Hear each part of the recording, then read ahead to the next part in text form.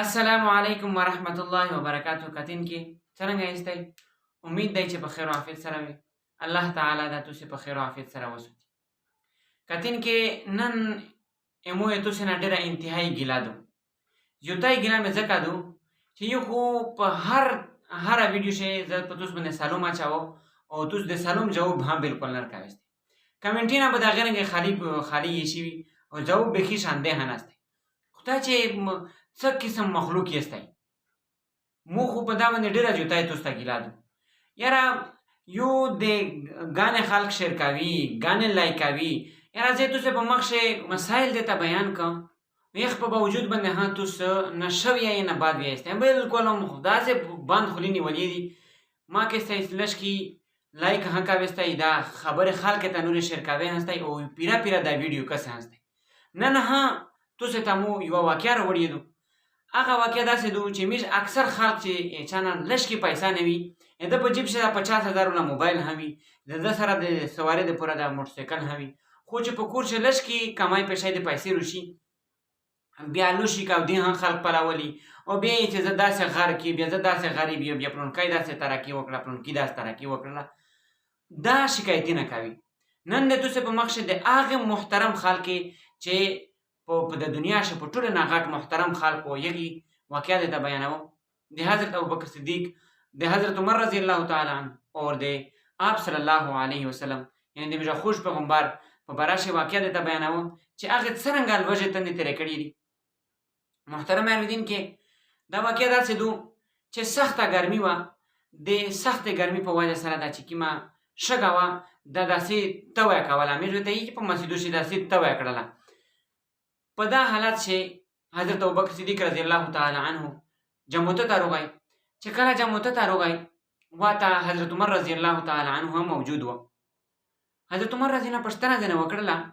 چې ای ابوبکر په دا ګرمۍ کې ته ویله راووتلې، څه مسله درته جوړه، څه مسله څه وه درته؟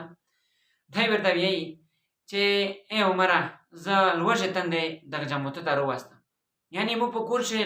داسې لوږه دو چې د خوراک دپاره هېڅ څه شی نشته، یخ په وجه سره زه په دا ګرمۍ کې زه جموته ته راغلم. حضرت عمر رضی الله تعالی عنه ورته وایي چې ابوبکر په مو باندې خدای ګواه دی چې زه مو هم دا وجه دو چې زه دا جموته ته راغلی یم،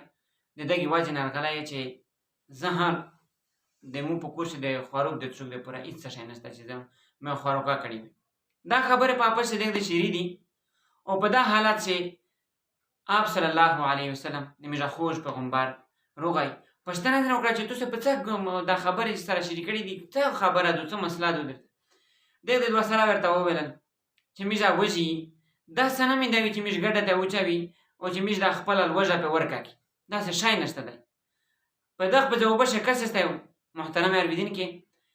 حضور صلی الله علیه وسلم ته فرمایي چې زه هم په دا ګرمۍ چې زه راوتلی یم، زه هم صرف او صرف د بیا قسم هم ته وخوري چې قسم په هغه ذات باندې چې کوم ذات سره د مو د جسم د په قبضه شي دی، یغې ذات باندې د مې دا قسم کړی وي چې زه هم دغې په وجه سره دغه جموته ته راغلم. یعنې مطلب جموته ته خلکو چې څه مصیبت تکلیف و صحابه بیا جموته طرف ته توجه کوله، لمونځ اودس دا به کو بیا هغه خپل چې کومه پریشاني وه او په دا حل کوله. پنه بعد د حضور صلی الله علیه وسلم ته وفرمایل چېرته چې حضرت ابو ایوب انصاري رضی الله تعالی عنه کور ته ویر شي. دا ویلې ورته وویلل ځکه چې ابو ایوب انصاري رضی الله تعالی عنه اکثر یاوې شودوې ته شول، یاوې د خوراک د څښاک داسې شی ته پرېښولي دي. یعنې مطلب د حضور صلی الله علیه وسلم د خپله خاص حساب یې کوله. لکه نن سبا موږ اکثر خلک داسې وي چې خپل رشتهدار یې د خپل پردي موږ خاص بیا په هره موقع باندې یوه خاص شی به تجدي. په دغې رنګ ابو ایوب انصاري رضی الله تعالی عنه هم داسې خاص د خوراک د څښاک یا ښودل یا نوره د خوراک شی و چې واوې ته شولي. په دا ورځ باندې حضور صلی الله علیه وسلم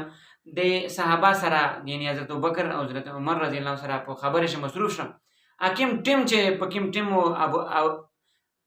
ټیم باندې چې ابو ایوب انصاري رضی الله تعالی عنه ته شول، هغه ټیم ختم شو. دوی چې هسې هنګړه نر درېمي هغه شوده چې کوم خوراک څښاک یې ورته ایښی هغه په کور باندې کور په اوله باندې وخوړل چې باید تاسې وخورئ، هسې هم نن پیغمبر نه درځي. دا را پرې چې لږ کې واخ وتلی کني پیغمبر ورسېده حضور صلی الله علیه وسلم مار ته چې روغی صحابه هم ته وروړل او په دا ټیم چې ابو ایوب انصاري رضی الله تعالی عنه خپل بوغ ته تللی و وته د چار کوله د خجیره بوغ یې و بیا د ښځه رووتله یعنی ابو ایوب انصاري رضی الله تعالی عنه ښځه رووتله یخ سره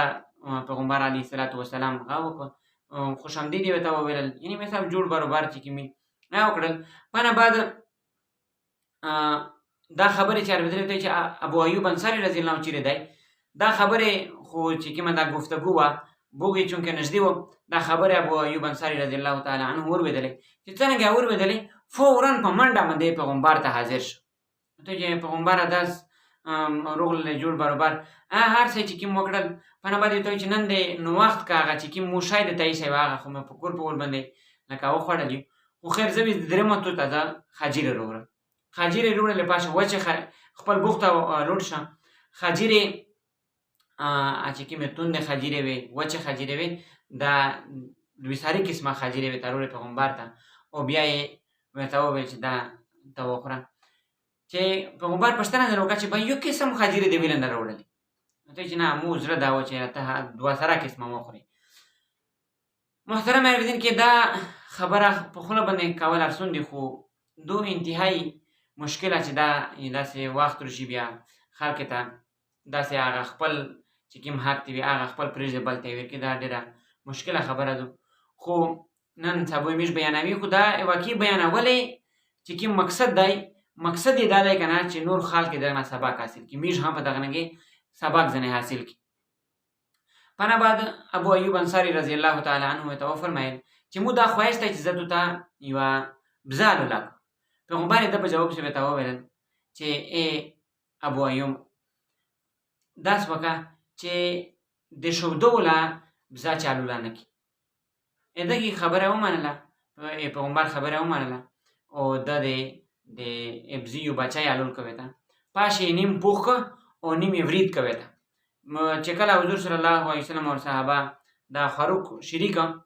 د حضور صلی الله علیه وسلم په سترګې یشکې راغلل یشکې چې کله راغللې او ورته وفرمیل چې ای ابو ایوب انصاري دا د الله پاک هغه انعامات دي چې د دغې په باره شوو د دغې په باره شوو په قیامت باندې تو نه پوښتنه کیږي محترم اورېدونکي الله دا د هر قسم نعمتونه هم اشتراک اور الله دا پا باندې عمل کول هر نصیب کو چې موږ عمل په وکړي داسې استعمال کړي چې څرنګه حق دی نن محترم موږ دا چې کوم نن سبا آلات موږ استعمالوي دا مخشني خلک بچهونه دا نه استعمالول لکه موټرسایکل شه ګاډی شه په دغه رنګې موبایل شه یا د نور د کانې پینې چې کومه موږ کانه خوري هغه لوړ ځنډن بچهونه هم دا نه خوړله نیش وخوړی واس توفیق یې نه و یا چې توفیق یې و خو دا طریقې نه وې یعنی مطلب نن موږ نن سبا انتهایی په خواشي شي په انتهایی په د الله پاک په انعامونه چې ډیبي خو یې په باوجود باندې هم موږ ناشکري کوي در راکې تکلیف چې میلاو شي او بیا وایي چې اوهو دا ویس مو سره ویله وشول نه خدای زه خالي ورته کتلی و بل څوک نه و نعوذبالله داسې د کفر خبرې موږ د خولې نه وبوځي دغه د کفر خبرې دي نیره ډېر انتهایی خیال وکړئ چې داسې نه وي چې الله پاک انعام هم در باندې کړی وي او د هغې انعام په وجه سره تاسې جهنم ته هم ولاړ شي نو محترم اورېدونکي دا چې صحابه کې وي دا انتهایی محترم خلک دا الله درته ویلي دي چې رضی الله عنهم ورضوا عنه چې الله پاک هم ځنې راضي دی دې د الله نه راضي دي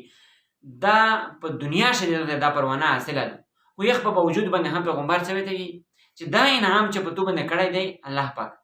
دغه وایتونه قیامت پر ورځ باندې دغه په براشه پوښتنه درڅخه کیږي نه محترم اورېدونکي د خوږې عزتمنې ورڼې